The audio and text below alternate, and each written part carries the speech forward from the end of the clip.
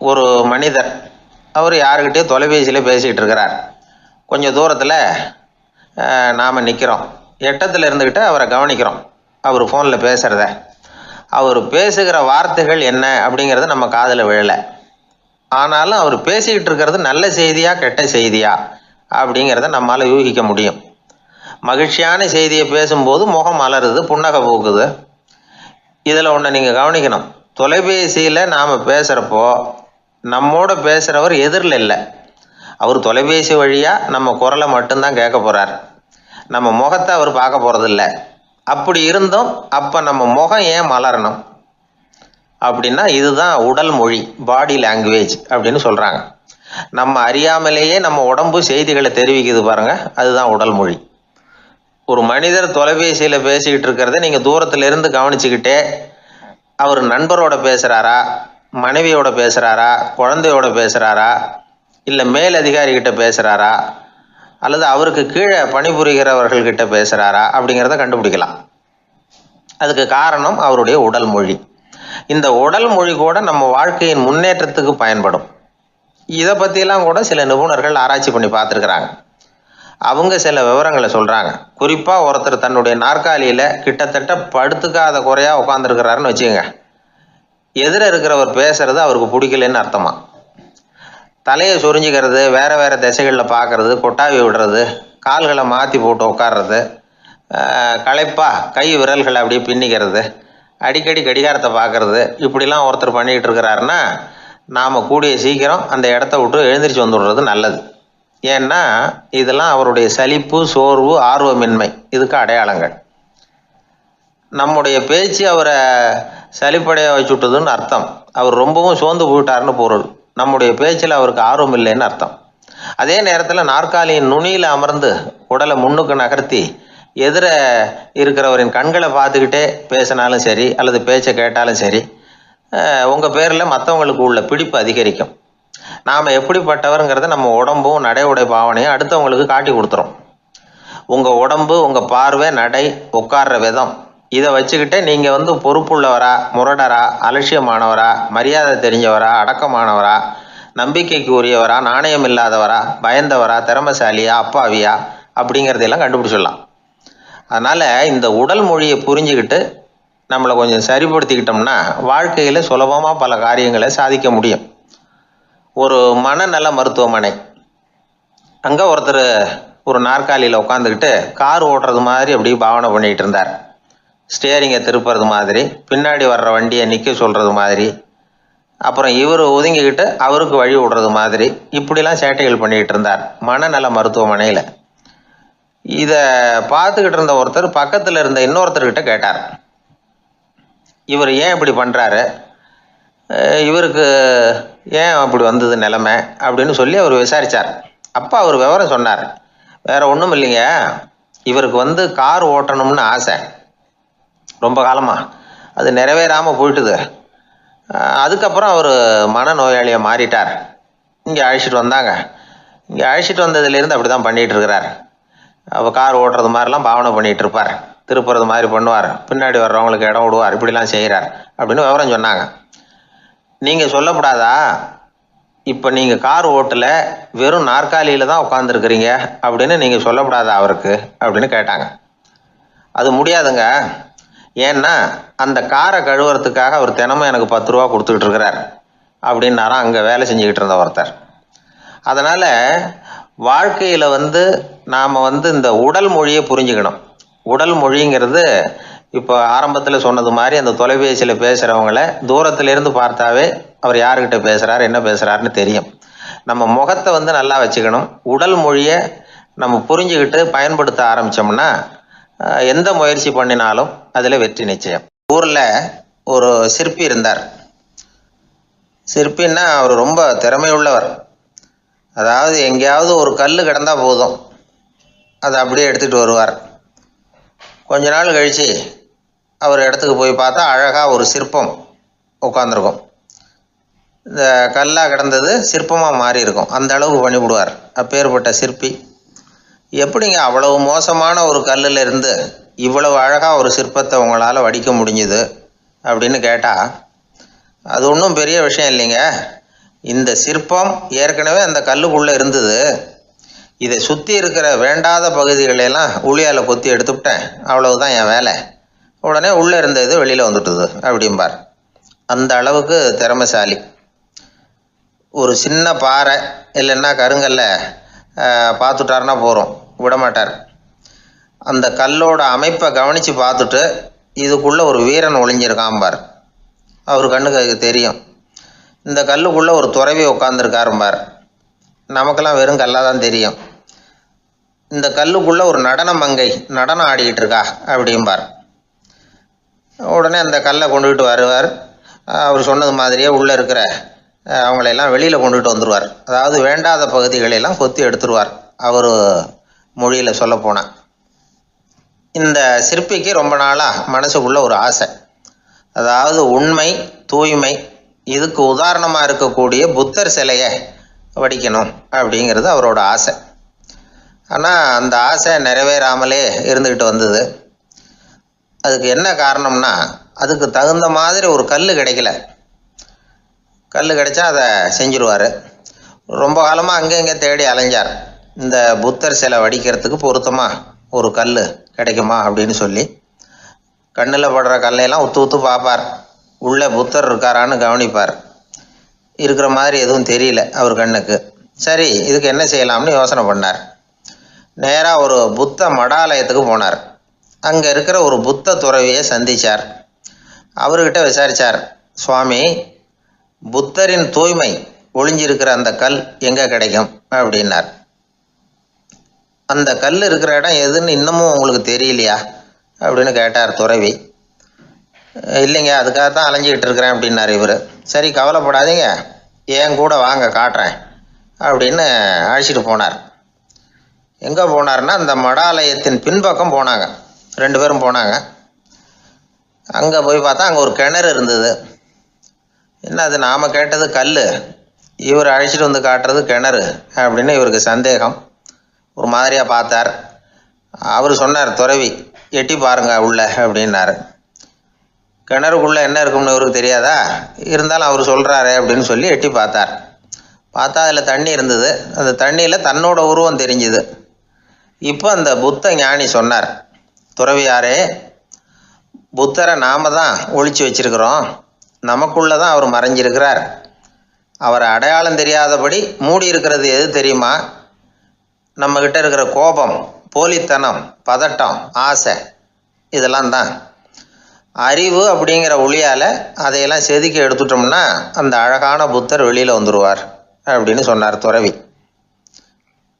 அதனால் நமக்குள்ளே இருக்கிற நம்மளை நமக்கே அடையாளம் தெரியல அப்படிங்கிறது தான் உண்மை. அந்த உண்மையான மனிதன் உள்ளே இருக்கிறான். இவர் கல்லை பார்த்துட்டு உள்ளே யார் இருக்காங்கிறது அவருக்கு தெரிஞ்சுது சிற்பிக்கு. ஆனால் உண்மையான புத்தர் எங்கே இருக்காருங்கிறத அவரால் அடையாளம் கண்டுபிடிக்க முடியல. அப்படி தான் பல பேர் இன்றைக்கி இருந்துக்கிட்டு இருக்கிறோம். ஒரு அப்பா தன்னுடைய பிள்ளைக்கு புத்தி சொன்னார், அதோ பாருப்பா, மனசு தான் கல், அறிவு தான் உளி. உன்னுடைய மனசுங்கிற கல்லை அறிவுங்கிற ஒளியால் செதுக்கி அழகான மனிதனாக நீ வெளியில் வரணும்னார். அதுக்காக தான்ப்பா தேடிக்கிட்டு இருக்கேன்னா அவன். மனசுங்கிற கல்லை தேடிக்கிட்டு இருக்கிறியா அப்படின்னு கேட்டார். இல்லைப்பா, அறிவுங்கிற ஒளி எங்கே இருக்குன்னு தெரியல எனக்கு, அதை தான் தேடிக்கிட்டு இருக்கிறேன் அப்படின்னு நானா. அதனால் அறிவை தேடிக்கிட்டு இருக்கிறவன் என்னைக்கு உண்மையை கண்டுபிடிக்க போகிறான், அதையே கண்டுபிடிக்க முடியலைங்கும் பொழுது. அதனால் நாம் யார் அப்படிங்கிறது நமக்கு அடையாளம் தெரியணும். அந்த அடையாளம் தெரிஞ்சுட்டா வாழ்க்கையில் வெற்றி நிச்சயம். ஒரு ஊரில் ஒரு ஆள் இருந்தான். அவனுக்கும் அவன் மனைவிக்கும் சண்டை. இவன் கோவிச்சுக்கிட்டு வீட்டை விட்டு வெளியில் வந்துட்டான். நேராக தன்னுடைய நண்பன் ஒருத்தனை தேடிட்டு போனான். அந்த நண்பன் எப்படின்னா, எதுக்கும் அசரமாட்டான், எப்பவும் மகிழ்ச்சியாக இருப்பான். அவங்ககிட்ட போய் இவன் யோசனை கேட்டான். அது சரி, நீ எப்படி எப்பவும் மகிழ்ச்சியாக இருக்கிற, என்னால் அப்படி இருக்க முடியலையே அப்படின்னு கேட்டான். என்ன நடந்தது சொல்லுன்னா அவன், வீட்டில் எனக்கும் என் மனைவிக்கும் தகராறு, நிம்மதி இல்லை, அதுதான் இங்கே வந்தேன், உங்ககிட்ட யோசனை கேட்கலாமேன்னு அப்படின்னு விவரத்தை சொன்னான். அதை கேட்டுவிட்டு அதுக்கப்புறமா இவன் சொன்னான், இந்த பாருப்பா, இது ஒன்றும் பெரிய விஷயம் இல்லை. எனக்கு 2 மனைவிகள், 2 வீடு. ஒரு வீட்டில் சண்டை வந்துட்டுதுன்னா நேராக இன்னொரு வீட்டுக்கு வந்துடுவேன். இங்கே சண்டை வந்துட்டுதுன்னா நேராக அங்கே போயிடுவேன். 2 குடும்பம் இருக்கிறதுனால இப்படி ஒரு வசதி. இதுதான் என்னுடைய மகிழ்ச்சியின் ரகசியம் அப்படின்னு நானா. ஓ அப்படியா விஷயம், இப்போ புரிஞ்சுக்கிட்டேன், உன்னுடைய யோசனைக்கு ரொம்ப நன்றி அப்படின்னு சொல்லிவிட்டு அவன் திரும்பி வந்துட்டான். அங்கே இங்கே தேடினான். ஒரு வாரத்துக்குள்ளே இன்னொரு பொண்ணை தேடி கண்டுபிடிச்சி கல்யாணம் பண்ணிட்டான். இப்போ இவனுக்கும் 2 வீடு ஆயிட்டுது. அதுக்கப்புறம் என்னாச்சு தெரியுமா, இவன் 2வதாக கல்யாணம் பண்ணிக்கிட்டு வந்தானே, இந்த செய்தி முதல் மனைவிக்கு தெரிஞ்சு போச்சு. போனான், அது கழுத்தை பிடிச்சி வெளில தள்ளி விட்டு கதவை சாத்தி விட்டுது. இனிமேல் இந்த பக்கம் வராத, எனக்கு தெரியாமல் எப்படி நீ இன்னொரு கல்யாணம் பண்ண அப்படின்னு சொல்லி அடித்து விரட்டி விட்டுது. இவன் அதனால் என்ன பரவாயில்லன்னு 2வது மனைவி வீட்டுக்கு போனான். அங்கே பார்த்து, நீ எனக்கு கல்யாணம் பண்ணுறதுக்கு முன்னாடி ஏற்கனவே உனக்கு கல்யாணம் ஆச்சுங்கிற விஷயத்த ஏன் என்கிட்ட சொல்லலை அப்படின்னு சொல்லி அதுவும் கழுத்தை பிடிச்சி வெளில தள்ளி விட்டுது. இவன் வீதிக்கு வந்துட்டான். இங்கேயும் போக முடியல, அங்கேயும் போக முடியல. என்ன இது, அவன் சொல்லி கொடுத்த யோசனை ஒன்றும் சரியாக வரலையே அப்படின்னு யோசனை பண்ணிக்கிட்டே நடந்தான். வழியில் ஒரு பாழடைஞ்ச மண்டபம். சரி, இன்னைக்கு ராத்திரி இங்கேயே படுத்துருவோம், வேற எங்கேயும் போய் படுத்துவங்க முடியாது, அதான் 2 பேரும் விரட்டி விட்டாங்களே, என்ன பண்ணுறது அப்படின்னு சொல்லி அந்த மண்டபத்தில் போய் ஒரு தூணில் ஓரமாக சாஞ்சி உக்காந்தான். அப்போ எதிர்த்தாப்புல இன்னொரு தூண் ஓரமாக யாரோ அசைகிறது மாதிரி தெரிஞ்சுது, லேசான இருட்டில். யாரப்பா அது அப்படின்னு கிட்ட போய் பார்க்குறான். அப்புறம் தான் தெரியுது, அவன் யார் தெரியுமா, இவனுக்கு யோசனை சொன்னான்ல 2 கல்யாணம் பண்ணிக்கணும்னு சொல்லி, அவன் அங்கே படுத்து கிடக்குறான். டேய் நீ எப்படிறா இங்கே வந்த அப்படின்னா, 2 வீட்லேயும் சண்டை வந்துட்டுது, அதுதான் இங்கே வந்தேன், படுத்து தூங்கலாமேன்னு அப்படின்னா. 2 வீடு இருக்கிறது சௌரியம்னு என்கிட்ட சொன்னியப்பா அப்படின்னா இவன்.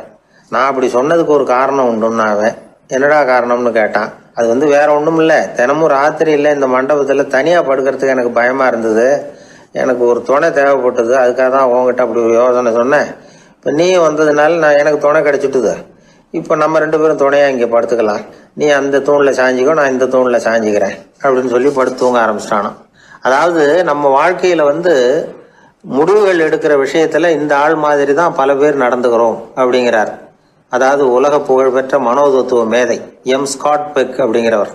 அதாவது வீட்டுக்கு தேவையான பொருள்கள் வாங்குறதுலேருந்து கல்யாணம் பண்ணுறது, வீடு கட்டுறது வரைக்கும் அடுத்தவங்க பேச்சை கேட்டு வீணா போகிறவங்க தான் அதிகம். அறிவுரை கேட்கறதுல தப்பு இல்லை, ஆனால் அதுக்கப்புறம் அதை பற்றி சரியாக சிந்திச்சு பார்க்கறது இல்லை, அதுதான் தப்பு. சில பேர் அறிவுரை சொல்கிறதுலேயே ரொம்ப தெளிவாக இருப்பாங்க. ஏன் சார் 2 சம்சாரத்தோட குடும்பம் நடத்துறது ரொம்ப கஷ்டமானு கேட்டாராம் ஒருத்தர். அது எனக்கு தெரியாதுங்க அப்படின்னாராம் அவர். ஏன்னு கேட்டிருக்கார். ஏன்னா எனக்கு 3 சம்சாரம் அப்படின்னாராம் அவர். எனக்கு ஒரு நண்பர், அவர் ஒரு வழக்கறிஞர். ஒரு நாள் அவர்கிட்ட பேசிக்கிட்டு இருந்தேன். அப்போ கேட்டேன், ஏன் சார் நீங்கள்லாம் கோர்ட்டில் வாதாடுறப்போ கருப்பு நிற அங்கி அணியிறீங்களே, அதுக்கு என்ன காரணம், சட்டத்துக்கும் கருப்பு கலருக்கும் என்ன சம்பந்தம் அப்படின்னு கேட்டேன். அது ஒரு சுவாரஸ்யமான கதைன்னார் அவர். சொல்லுங்களேன் அப்படின்னு அவர் சொன்னார். கிபி 1694 வருஷத்தில் இங்கிலாந்து அரசி 2வது மேரிங்கிறவர் இறந்து போனார். அந்த ராணியோட கணவர் 3ஆம் வில்லியம், அவரு ஒரு உத்தரவு போட்டாராம். அரசியோட மறைவுக்கு அனுதாபம் தெரிவிக்கிற வகையில் வழக்குரைஞர்கள் எல்லாரும் கருப்பு நிற அங்கி அணியணும் அப்படின்னு. அன்னைக்கு ஆரம்பித்த அந்த பழக்கம் அதுக்கப்புறம் மாறவே இல்லையாம், இன்னைக்கும் தொடருது. வழக்குரைஞர்கள்லாம் முதல்ல கருப்பு அங்கி மட்டும்தான் அணிஞ்சாங்களாம். அதில் ஒரு சின்ன சங்கடம், ஏற்கனவே உடம்பு கருப்பாக இருக்கிறவங்க அதுக்கு மேலே கருப்பு ட்ரெஸ் வேறு போட்டுக்கிட்டா முகம் பளிச்சுன்னு தெரியாது இல்லையா. அதனால் முகம் பளிச்சுன்னு தெரியறதுக்காக அவங்கெல்லாம் வெள்ளை நிற பட்டி அணிய ஆரம்பித்தாங்களாம். இப்படி தான் இங்கிலாந்தில் அந்த பழக்கம் ஆரம்பமாயிருக்குது. அந்த சமயத்தில் இந்தியாவை ஆண்டது பிரிட்டிஷ்காரங்க தானே, அதனால் இங்கேயும் அந்த பழக்கம் அப்படி நடைமுறைக்கு வந்துட்டுது. அதே மாதிரி சர்ச்சிலின் மூதாதையரான மார்ல்பரோ பிரபுவின் ஞாபகார்த்தமாக நீதிபதிகள் இந்த வெள்ளை குள்ளாய் அணிகிற முறை பழக்கத்துக்கு வந்துதான். இதுதான் என்னுடைய நண்பர் சொன்ன தகவல். இங்கிலாந்தில் நீதிமன்றம்ங்கிறது ரொம்ப மதிப்புள்ளது, அந்த அளவுக்கு சட்டத்துக்கு அங்கே மரியாதை. அங்கே நடந்த ஒரு சுவாரஸ்யமான நிகழ்ச்சியை ஒரு சகோதரி எழுதி அனுப்பியிருந்தாங்க. அவங்க அப்பா நீதித்துறையை சேர்ந்தவரா, அவர் சொன்னதான் இது. அவங்க எழுதி அனுப்பியிருந்த விஷயம் என்னென்னா, அங்கே ஒரு கேஸில் ஒரு முக்கியமான தீர்ப்பு வழங்க வேண்டியிருக்குது. ஜட்ஜு, பாரட்லா படித்த பெரிய பெரிய வக்கீல்கள், ஜூரி எல்லாருமா கூடி அந்த கேஸை பற்றி விவாதிக்கணும். சுமாராக 40 பேர். இதுக்காக கோர்ட்டு ஹாலில் விசேஷ சேம்பரில் நுழையிறதுக்கு முன்னாடி அவங்கெல்லாம் தங்களுடைய கோட்டு தொப்பி எல்லாத்தையும் கழட்டி அங்கே நின்றுக்கிட்டு இருந்த ஒரு அட்டெண்டர்கிட்ட கொடுத்துட்டு உள்ளே போனாங்க. அந்த ஆள் படிக்காதவர். அவர் ஒவ்வொருத்தர் கொடுக்குறதையும் வாங்கி அங்கே அப்படியே ஒரு இடத்துல அடுக்கி வைக்கிறார். அப்படியே வாங்கி உள்ளே வச்சுக்கிட்டு இருக்கிறார் ஒவ்வொரு இடத்துல. அது அவரோட வேலை. உள்ளே போன ஜட்ஜி, வக்கீல், ஜூரி எல்லாரும் ரொம்ப நேரமாக அந்த கேஸை பற்றி விவாதிக்கிறாங்க. ஒரு நாள் பூரா ஆயிட்டுது. அவ்வளவு தீவிரமாக அக்கு வேறு ஆணி வேறையை பிச்சு உதறி இருக்கிறாங்க. ஒரு வழியாக 13 மணி நேரம் கழித்து வெளியில் வந்திருக்கிறாங்க. ஒவ்வொருத்தராக வர வர அந்த அட்டெண்டரும் அவங்கவுங்க கோட்டு தொப்பியை அவங்கக்கிட்ட எடுத்து ரொம்ப மரியாதையாக திருப்பி கொடுத்துக்கிட்டு இருக்கிறார். கடைசியாக ஜட்ஜ்மெண்ட்லாம் எழுதி முடிச்சுட்டு ரொம்ப திருப்தியோடவும் களைப்போடவும் வெளியில் வந்துக்கிட்டு இருக்கிறாராம். இந்த ஆள் அவருடைய மேல் கோட்டையும் தொப்பியையும் எடுத்து அவர்கிட்ட ரொம்ப மரியாதையோடு நீட்டினாராம். ஜட்ஜுக்கு ரொம்ப ஆச்சரியம். இந்த ஆள் எப்படி இவ்வளவு பேரோட கோட்டு தொப்பி எல்லாத்தையும் ஞாபகம் பேசகாமல் திருப்பி கொடுக்குறார் அப்படிங்கிறது அவருக்கு ஆச்சரியம். அதனால் அவர் அந்த ஆளை பார்த்து கேட்டாராம், ஏப்பா இந்த கோட்டை கொடுக்குறியே, இது என்னோடது தானா, என்னோடது தான்னு உனக்கு எப்படி தெரியும் அப்படின்னாராம். இதுக்கு அந்த பியூனு ரொம்ப பதவிசாக பதில் சொன்னாராம், ஐயா இந்த கோட்டு ஹேட்டை உங்ககிட்ட வாங்கி மாட்டினேன், இப்போ திரும்ப உங்ககிட்ட தரணும், தந்துட்டேன், இதுதான் என்னோட வேலை, மற்றபடி இது உங்களோடதா இல்லையா அப்படிங்கிறதெல்லாம் எனக்கு தெரியாதுங்க அப்படின்னாராம். ஒரு நண்பர்கிட்ட பேசிக்கிட்டு இருந்தேன். அவருடைய உறவினர் ஒருத்தர் ஒரு நேர்முக தேர்வுக்கு போயிருந்தாராம், இன்டர்வியூக்கு. ரொம்பவும் பொறுப்பாகவும் கவனமாகவும் செயல்பட வேண்டிய பதவிக்கான நேர்காணல் அது. இவர் எழுத்து தேர்வில் ஏராளமான மதிப்பெண்கள் வாங்கிவிட்டார். அதனால் அதை பற்றி கவலை இல்லை. இப்போ நேர்முக தேர்வில் தேர்வு பெறணும். ஏராளமான சான்றிதழ்கள் வச்சிருந்தார். நேர்காணலில் கேட்கப்பட்ட எல்லா கேள்விகளுக்கும் சரியான பதில் தான் சொன்னார். இருந்தாலும் பாருங்க, அந்த நேர்முக தேர்வில் அவர் தேர்ந்தெடுக்கப்படலை. என்ன காரணம் அப்படின்னு பின்னாடி விசாரிச்ச போதான் விவரம் தெரிஞ்சுதான். அது என்ன ஆயிருக்குதுன்னா, அந்த நேர்காணலின் போது இவர் நடந்துகிட்ட முறையில் சில தவறுகள் நடந்து போச்சான். முக்கியமா 2 தவறுகள். ஒன்று, அவங்க ஒரு கேள்வியை கேட்டு முடிக்கிறதுக்குள்ளேயே இவர் பதில் சொல்ல ஆரம்பிச்சுட்டாராம். ரெண்டாவது என்னன்னா, இவர் நாற்காலியில தாராளமா இயல்பா சாஞ்சி உட்காராம நாற்காலி முனையில உட்கார்ந்துருந்தாராம். இந்த 2 விதமான செயல்பாடுகளும் இவர் அவசரப்படுறவர், பதற்றப்படுறவர் அப்படிங்கிறதுக்கான அடையாளங்கள். அதாவது கேள்வியை கேட்டு முடிக்கிறதுக்குள்ளேயே முந்திக்கிட்டு பதில் சொல்றது. ரெண்டாவது, நாற்காலியில இயல்பா தாராளமா உட்காராம நாற்காலி முனையில உட்கார்றது. பார்க்க போற வேலைக்கு அவசரம், பதற்றம் இது 2 இருக்கக்கூடாதான். அதனால மார்க் இருந்தும் சர்டிபிகேட் இருந்தும் அந்த வேலை வாய்ப்பு அவருக்கு கிடைக்கல. வேலை கொடுக்கறவங்க நம்ம கிட்ட இருந்து என்னதான் எதிர்பார்க்கறாங்க, இதை தெரிஞ்சு வச்சுக்கிறது நல்லது. முதல்ல மற்றவர்களுடன் தொடர்பு கொள்ளும் திறமை, அதாவது எபிலிட்டி டு கம்யூனிகேட். நீங்க நினைக்கிறத அழகா தொகுத்து வகைப்படுத்தி சொல்ல தெரியுதான்னு பார்ப்பாங்க. உங்க திட்டங்களை அடுத்தவங்க ஏற்றுக்கொள்ளக்கூடிய விதத்துல வெளிப்படுத்துறதுக்கு உங்களால முடியுதான்னு பார்ப்பாங்க. இதுக்கு என்ன செய்யறது? குழப்பம் இல்லாம சிந்திக்கணும், குழப்பம் இல்லாம பேசணும். ரெண்டாவது விஷயம் என்னன்னா புத்திசாலித்தனம், அதாவது இன்டெலிஜென்ஸ். ஏத்துக்க போற வேலையை நல்ல விதமா செய்ய முடியுமா உங்களால, அதை எந்தெந்த வழியில செய்யலாம் அப்படிங்கிறத உங்களால தீர்மானிக்க முடியுமா, அந்த வேலைக்கான புது புது யோசனைகளை உங்களால சொல்ல முடியுமா அப்படின்னு பார்ப்பாங்க. இது இன்டெலிஜென்ஸ். மூணாவது தன்னம்பிக்கை, அதாவது செல்ஃப் கான்ஃபிடன்ஸ். உங்களுக்கு அது உண்டா அப்படிங்கிறத கவனிப்பாங்க. எந்த சூழ்நிலையையும் சமாளிக்கணும், எப்படிப்பட்ட மனிதர்களையும் சமாளிக்கிற தைரியம் வேணும், அடுத்தவங்களை நமக்கு சாதகமா திருப்பக்கூடிய தன்னம்பிக்கை வேணும்.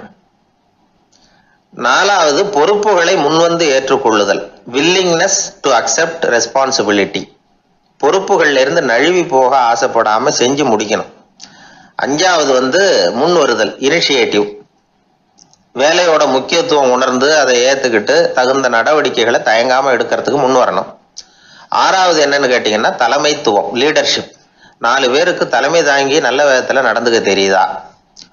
ஏழாவது கற்பனை திறன், இமேஜினேஷன். சில பிரச்சனைகள் வரக்கூடும் அப்படின்னு முன்கூட்டியே யூகிச்சு அதுக்கு தகுந்த மாதிரி நடவடிக்கை எடுக்கிற திறமை உண்டா அப்படிங்கிறத பார்ப்பாங்க.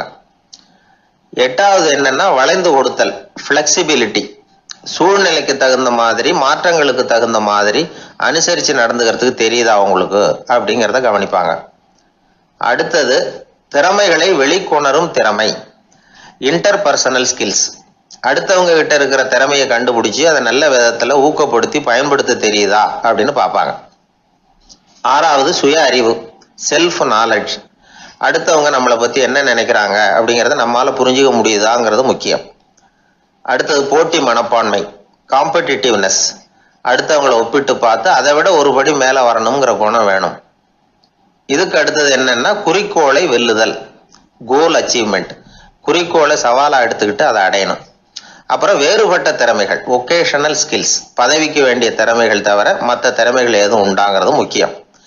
நமக்கு வேலை கொடுக்கணும்னு நினைக்கிறவங்க நம்ம கிட்ட இருந்து இவ்வளவும் எதிர்பார்ப்பாங்க. அதுக்கு தகுந்த மாதிரி நம்மளை நாமே தயார்படுத்திக்கணும்.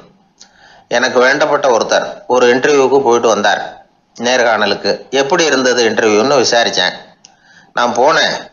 அவர் கேட்ட எல்லா கேள்விக்கும் அவர் எதிர்பார்த்தது மாதிரியே எல்லா பதிலையும் சொன்னேன்.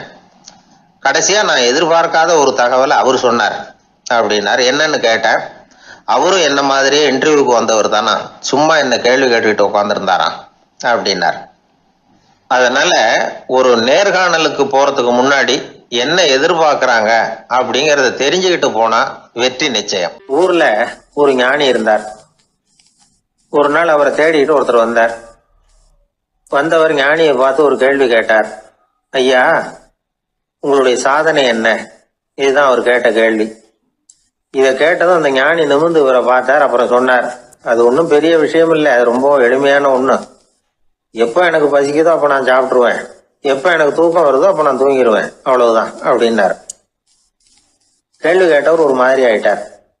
ஐயா, இதே தானே நாங்களும் செய்யறோம், இதுல என்ன அதிசயம் இருக்கு அப்படின்னார். இப்ப அந்த ஞானி சொன்னாராம், இங்கதான் நீங்க தப்பு பண்றீங்க அப்படின்னாராம். அப்படியான்னாரு இவரு. ஆமா அப்படின்னாராம். நீங்க செய்யற தவறு எனக்கு புரியுது. ஏன்னா நான் உங்களை மாதிரி நான் வாழ்ந்து பார்த்திருக்கிறேன். அதனால என்னுடைய அனுபவத்துல உங்களுக்கும் எனக்கும் உள்ள வித்தியாசத்தை உணர முடியுதுன்னாராம்.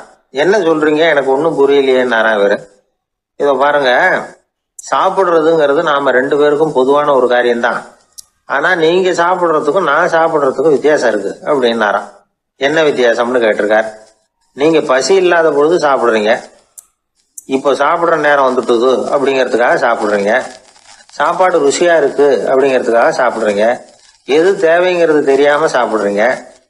அது மாதிரி தூக்கமும் உங்களுக்கு ஒரு பழக்கமா போட்டுது. இப்போ இது தேவையா இல்லையா அப்படிங்கிறத பத்தி நீங்க யோசிச்சு பாக்குறது இல்ல. சாப்பிடும் பொழுது 1000 வேலைகளை மனசுல நினைச்சுக்கிட்டு இருப்பீங்க. அதனால அது சாப்பிடுதலா இருக்காது. அதே மாதிரி நீங்க தூங்கும் பொழுதும் அது தூங்குதலா இருக்காது. ஏகப்பட்ட கனவுகள் வரும். உங்க மனசு மேலும் மேலும் கனவுகளை உருவாக்கி கொண்டே இருக்கும். அதனால எனக்குள்ள நடக்கிறது வேற மாதிரி, நீங்க நினைக்கிறது மாதிரி இல்ல. எனக்குள்ள நடக்கிறது எப்படின்னா, நீங்க செய்யறது மாதிரி இல்ல. தூக்க உணர்வு வந்த உடனே தூங்குதல் மட்டுமே நடைபெறும். அதுதான் என்கிட்ட நடக்கிறது அப்படின்னாராம் அந்த ஞானி. இப்ப வித்தியாசம் புரியுதா? அந்த ஞானி சாப்பிடுறத அனுபவிக்கிறார், அது எக்ஸ்பீரியன்ஸ். நாம அப்படி இல்லை, மனம் போன போக்குல சாப்பிடுறோம். இது இன்டெலிஜிங். இது ரெண்டுலயும் செயல்ல வேறுபாடு இல்லை, விழிப்புணர்வுல தான் வேறுபாடு இருக்கு. அவர் சாப்பிடும் பொழுது ஒரு சாட்சி மனோபாவத்தோட சாப்பிடுறார். எவ்வளவு தேவையோ அவ்வளவுதான் சாப்பிடுறார். ஏன்னா அவருடைய விழிப்புணர்வு முழுமையா செயல்படுது. அதனால அவர் சாப்பிடும் பொழுது நம்மை விட மகிழ்ச்சியா இருக்கிறார். நாம அப்படி இல்லை, வயிற்றை நிரப்புறதுக்காக சாப்பிடுறோம். இன்னும் சொல்ல போனா சாப்பிடும் பொழுது நாம அங்கேயும் இருக்கிறது இல்லை, எங்கேயோ போயிடுறோம். உடம்பு மட்டும்தான் அங்க இருக்கும். ஆனா ஞானி அப்படி இல்லை. அவர் சாப்பிடும் பொழுது சாப்பிடுதல் மட்டுமே இருக்கும். எந்த ஒரு செயலையும் விழிப்புணர்வோட செய்யலாம், மனம் போன போக்கிலையும் செய்யலாம். விழிப்புடன் செய்யறப்போ செய்யும் செயல் நம்ம அனுபவமாகிறது, அவ்வளவுதான். இதெல்லாம் பெரிய தத்துவம் மாதிரி தெரியும். இருந்தாலும் நாம புரிஞ்சுக்க வேண்டியது என்னன்னா, எந்த காரியத்தை செஞ்சாலும் அதுல முழு ஈடுபாடு வேணுங்கிறது முக்கியம். அந்த அளவுக்கு முதல்ல நம்மளை மாத்திக்கிட்டா போதும். ஆனா நம்ம ஆளுங்க அந்த அளவுக்கு இருக்கிறது இல்ல, எல்லாமே அரைக்குறை தான். கேட்டா ஞாபகம் வருது. ஒருத்தன் என்ன பண்ணானா, விமான டிக்கெட் வாங்கிக்கிட்டு ரயில்வே ஸ்டேஷனுக்கு வந்துட்டான். அப்புறம் தான் புரிஞ்சுது தவறுதெல்லாம் இங்க வந்துட்டோங்கிறது. உடனே அவசரமா விமான நிலையத்தை நோக்கி ஓடி இருக்கிறான். அங்க போய் கவுண்டர்ல கேட்டிருக்கான், மேடம் நான் தவறுதெல்லாம் ரயில்வே ஸ்டேஷனுக்கு போயிட்டேன், இப்ப விமானத்தையும் தவற விட்டுட்டேன் அடுத்த ஃப்ளைட்டில் எனக்கு இதை மாற்றி தர முடியுமான்னு கேட்டிருக்கான். முடியாதுன்னாங்களாம் அந்த அம்மா. ஏன்னு கேட்டானா, ஏன்னா இப்போ நீங்கள் வந்திருக்கிறது பஸ் ஸ்டாண்டு அப்படின்னாங்களாம். சீடன் வெளியூர் புறப்படுறதுக்கு தயாராக இருந்தான். ரொம்ப தூரம் போக போகிறான். திரும்பி வர நாளாகும். புறப்படுறதுக்கான ஆயத்த வேலைகளில் ஈடுபட்டிருந்தான். அந்த சமயம் பார்த்து இன்னொரு சீடன் அவங்கிட்ட வந்தான். நம்ம குரு உன்னை அழைச்சிட்டு வர சொன்னார் வா அப்படின்னு கூப்பிட்டான். இவன் உடனே புறப்பட்டு போனான். குருநாதரை பார்த்தான். அவர் காலில் விழுந்து வணங்கினான். வணங்கிவிட்டு எழுந்திரிச்சான். அவ்வளவுதான். குரு ஏதாவது உபதேசம் பண்ணுவாருன்னு எதிர்பார்த்தான். ஆனால் நடந்தது என்ன தெரியுமா? குரு அவனுக்கு ஓங்கி ஒரு அடி கொடுத்தார். எதிர்பாராம இந்த அடியை வாங்கினதும் அந்த சீடன் அதிர்ந்து போயிட்டான். பக்கத்தில் இருந்த மற்ற சீடர்களும் திகைச்சு போய் நின்றுட்டாங்க. அடி வாங்கின சீடனுக்கு மனசுக்குள்ள குழப்பம். நாம என்ன தப்பு பண்ணணும்? புறப்படுற நேரத்துல இப்படி குரு கிட்ட அடி வாங்குற மாதிரி ஆயிட்டுதே அப்படின்னு நினைச்சு மனசுக்குள்ள ரொம்ப வேதனைப்பட்டான். கொஞ்சம் துணிச்சலை வரவழைச்சுக்கிட்டு குருநாதர்கிட்டயே கேட்டுட்டான். சுவாமி, நான் என்ன தப்பு பண்ணினேன்? என்னை இப்படி அடிச்சுட்டீங்களே, ஒரு வார்த்தை கூட உங்களை எதிர்த்து நான் பேசினது இல்லையே, இவ்வளவு காலமா உங்க விருப்பத்துக்கு விரோதமா ஒரு காரியம் கூட நான் செஞ்சது இல்லையே, வந்ததும் வராததுமா ஒண்ணுமே சொல்லாம என்ன அடிச்சுட்டீங்களே, குருவே நான் செஞ்ச குற்றம் தான் என்ன அப்படின்னு கண்ணீரோட பரிதாபமா கேட்டானா அந்த சீடன். ஆனா அந்த குரு முகத்துல கொஞ்சம் கூட கோபம் இல்லை. அவர் சிரிச்சுக்கிட்டே நின்றுகிட்டு இருந்தாராம். அதுக்கப்புறம் சொன்னாராம், என்னுடைய அருமை சீடனே, நீ ஒரு தவறும் பண்ணல. நான் உன்னை அடிச்சது நீ ஏதோ தப்பு பண்ணிவிட்டேங்கிறதுக்காக இல்லை. நீண்ட பயணம் போக போறேன். ஞாபகமா ஏதாவது கொடுத்து அனுப்ப வேணாமா? நீ ஞானம் பெற்ற பிறகுதான் திரும்பி வர போறேங்கிறது எனக்கு தெரியும். அதுக்கு பிறகு உன்னை வந்து அடிக்க முடியுமா? அதனால இப்ப கிடைச்சிருக்கிற இந்த வாய்ப்பை பயன்படுத்திக்கிட்டேன். அப்போதைக்கு இப்பவே அடிச்சுட்டேன், அவ்வளவுதான், வேற ஒண்ணும் இல்லை அப்படின்னாராம். குரு சிரிச்சுக்கிட்டே இப்படி சொல்றார். இருந்தாலும் இதுவும் ஒரு உபதேசம் தான். அதிர்ச்சிகளால விழிப்படைய வைக்கிறதும் ஒரு வழிதான். இது ஜென் வழி. பெரும்பாலும் அதிர்ச்சியின் மூலமாகவே ஞான தரிசனத்தை அருள்கிறவர்கள் தான் ஜென் குருமார்கள். நம்ம தியானம் தான் ஜென். இந்தியாவிலிருந்து இது சீனாவுக்கு போய் கொஞ்சம் பேர் மாறி வளம் பெற்று ஜப்பான்ல ஜென் ஆகி வளர்ந்துருக்குது, அவ்வளவுதான். ஜென்கிறது தியானம். எதை நினைச்சும் தியானிக்கிறது இல்லை, எல்லாத்துலயும் தியானம் இருக்கிறதா சொல்லுது ஜென். பேசுறது, இருக்கிறது, நடக்கிறது, சாப்பிடுறது, சிரிக்கிறது, தூங்குறது, தொழில் செய்யறது அல்லது சும்மா இருக்கிறது எல்லாமே தியானம் தான். ஜென்கிறது ஒரு சுய தரிசனம். தன்னைத்தானே அடையாளம் கண்டுகொள்கிறது தான் அது. இல்லாத எதையும் தேடி கண்டுபிடிக்கிறது இல்லை. சென் மார்க்கத்தை பத்தி ஓஷோ என்ன சொல்றாரு தெரியுமா? காணாமல் போன தன்னுடைய மூக்கு கண்ணாடி தன்னுடைய மூக்கின் மேல் இருப்பதை கண்டுகொள்வது போன்றது சென் அப்படிங்கிறார். நம்மால் இன்னொருத்தர் முகத்தை ரொம்ப நேரமா உத்து பார்த்துக்கிட்டு இருந்தார். என்ன பாக்குறீங்கன்னாரு அவரு. நீங்க போட்டிருக்கீங்களே மூக்கு கண்ணாடி, அதை தான் பாக்குறேன்னாரு இவரு. நீங்க அப்படி பாக்குறதுக்கு விசேஷ காரணம் ஏதாவது உண்டான்னு கேட்டார் இவர். உண்டுன்னார். என்னன்னு கேட்டார். நேத்திக்கு காணாம போன என்னோட மூக்கு கண்ணாடி அது அப்படின்னாராம் இவர். ஒருத்தன் தன்னுடைய நண்பனை வழியில பார்த்தான்.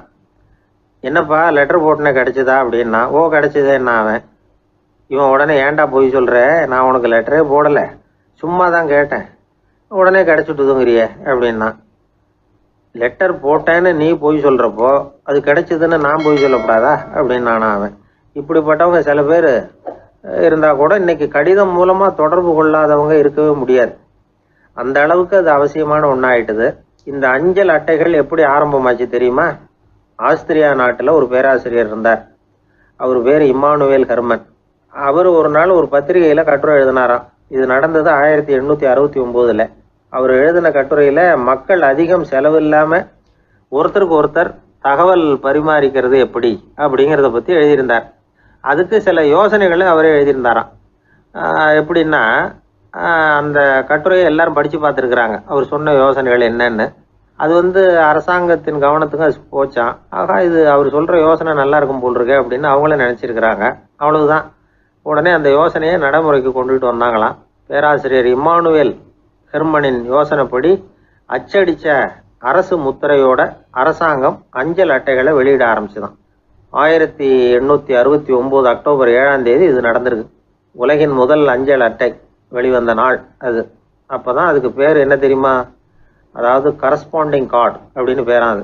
அதுக்கப்புறம் என்ன ஆச்சுன்னா உடனடியாக அமெரிக்காவிலேயே இது மாதிரியான கார்டுகளை வெளியிட ஆரம்பிச்சிட்டாங்க. அங்கே இதுக்கு என்ன பேர் தெரியுமா? Postal card. அதுக்கப்புறம் 1870 இங்கிலாந்துலேயும் இதை வெளியிட்டாங்களாம். அதை வெளியிட்ட முதல் நாள் அன்னைக்கு என்ன நடந்தது தெரியுமா? மக்கள்லாம் ஏதோ நியாய விலை கடையில் நிற்கிறது மாதிரி பெரிய பெரிய கியூ வரிசையில் நின்று இதை வாங்கினாங்களாம். நம்ம நாட்டில் முதல் அஞ்சலகம் 1927 கல்கத்தாவில் ஆரம்பமாயிருக்கு. இன்னைக்கும் அஞ்சலகம் இல்லாத இடமே இல்லை. அந்த அளவுக்கு அஞ்சல் போக்குவரத்து அதிகமாக இருக்குது. அன்னைக்கு உள்நாட்டில் ஒருத்தருக்கு ஒருத்தர் தகவல் பரிமாற்றம் செய்து கொள்ள மலிவான ஒரு அஞ்சல் அட்டையை அரசாங்கம் வெளியிடலாம் அப்படின்னு பேராசிரியர் எழுதின கட்டுரை இன்னைக்கு எந்த அளவுக்கு ஆகியிருக்கு பார்த்தீங்களா? ஒருத்தன் ஒரு தபால் பெட்டிக்கு பக்கத்தில் தலையை வச்சுக்கிட்டு அவன் பாட்டுக்கு நின்றுட்டு இருந்திருக்கான். அங்கே இருந்து இன்னொருத்தன் கேட்டிருக்கான், என்ன ஆச்சுன்னு. கொஞ்ச நேரத்துக்கு முன்னாடி இந்த தபால் பெட்டியில் ஒரு கார்டு எழுதி போட்டேன், விவரமெல்லாம் நல்லா தான் எழுதியிருக்கிறேன், ஆனால் அட்ரஸ் எழுத மறந்துட்டேன் அப்படின்னு நானா. உடனே அவன், அதுக்காக கவலைப்படாத, நான் போட்ட கார்டில் அட்ரஸ் எல்லாம் பின்கோடு உள்பட கரெக்டாக எழுதியிருக்கேன், ஆனால் விவரம் எழுத மறந்துட்டேன் நானா. கவலைப்படாத, கொஞ்ச நேரத்தில் தபால்காரர் வருவார், பெட்டியை திறந்ததும் நம்ம லெட்டரை கேட்டு வாங்கிக்கலாம்னா ஒருத்தன். கொஞ்ச நேரத்துக்கு முன்னாடி அவர் வந்தார், கேட்டேன், அதுக்கப்புறம் தான் மனசுக்கு ரொம்ப கஷ்டமாக போச்சு நானா. இவன் ஏண்டான்னு கேட்டிருக்கான். அவன், இது தபால் புட்டு இல்லையா. ஒரு தடவை கலைவாணர் NS கிருஷ்ணன் பேராசிரியர் கல்கியை சந்தித்து பேசிக்கிட்டு இருந்தாராம். கலைவாணர் கல்கியை பார்த்து, எனக்கு கதை எழுத ஆசையாக இருக்குது, எப்படி எழுதுறதுன்னு கேட்டாராம். கதை எழுதுறதுக்கு 4 மை வேணும்னாராம் கல்கி. அப்படியா, அப்படின்னா என்னென்ன கலர் மை அப்படின்னு கேட்டிருக்காரு கலைவாணர் சிரிச்சுக்கிட்டே. நான் சொன்னது கலர் மை இல்லை, அது வேற மை. அதாவது கதை எழுதுறதுக்கு தேவைப்படுகிற 4 மை எதுன்னா, 1 திறமை, 2 பேணாமை, 3வது தனிமை, 4வது பொறுமை அப்படின்னாராம். உடனே கலைவாணர், உங்கள் யோசனை அருமை அப்படின்னாராம். அதுதான் கலைவாணர். பொதுவாக எழுத்தாளர்கள் எழுதுகிற மாதிரி நடந்துக்கிறது இல்லை, ஆனால் கலைவாணர் என்ன சொல்லுவாரோ அதே மாதிரி நடந்துக்குவார். எல்லாருக்கும் எல்லாம் கிடைக்கணுங்கிற கருத்தை சினிமா படங்களில் வலியுறுத்துவார். அதே மாதிரி நடைமுறை வாழ்க்கையிலேயே எல்லாருக்கும் எல்லாமும் கொடுப்பார். பணம், பதவி, புகழ் இப்படி எதுவுமே இல்லாத ஒரு சாதாரண மனுஷனாக இருந்தால் கூட இவர் மனுஷனுக்கு கொடுக்குற மரியாதையில் கொஞ்சமும் குறைச்சல் இருக்காது. இந்த குணம் சாதாரணமாக எல்லாருக்கும் இருக்கிறது இல்லை. அவர் சினிமா தியேட்டருக்கு போய் சினிமா பார்க்குறது வழக்கம். அவர் வந்திருக்கிறாருங்கிறது தெரிஞ்சால் போதும், வெளியில் பிச்சைக்காரங்க வந்து கூடிடுவாங்க. இது அவருக்கு தெரியும். வெளியில் நம்மளை நம்பி ஒரு கூட்டம் காத்துக்கிட்டு இருக்குமேன்னு நினைப்பார். உடனே ஒரு 100 ரூபா நோட்டை கொடுத்து சில்லறையாக மாற்றிட்டு வர சொல்லுவார். படம் முடிஞ்சு வெளியில் வர்றப்போ சில்லறையோடு வருவார். எல்லாருக்கிட்டையும் கொடுத்துருவார். ஏன்னா எல்லாரும் தேடிட்டு வருவாங்க அவரை. என்ன எல்லாரும் சௌக்கியமாக இருக்கிறீங்களா அப்படின்னு பிரியமாக விசாரிப்பார். ஏதோ ரொம்ப நெருங்கின சொந்தக்காரங்களை விசாரிக்கிறது மாதிரி விசாரிப்பார்.